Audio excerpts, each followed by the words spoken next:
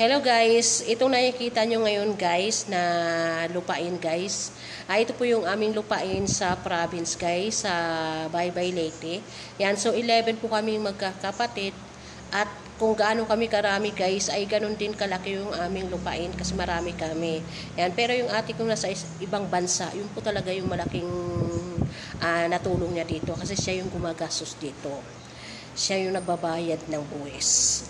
Yan, so yan o, pinagtulong-tulungan nila guys kasi pinalawak nila para makadaan yung sasakyan na 4 ang gulong. Yan, mga car, mga yan. Kasi dati pa lang guys, motor pa lang nakakadaan tao at saka e-bike pwede siya dati. Pero ngayon, so, mas malawak na para naman yung mga nanggaling sa taas, hindi na sila mahirapan. Yung mga nasa baba, ng mga galing sa nanggaling pa sa ibang lugar, tapos pag gusto nila umakyat, yun, nakakaakyat po sila.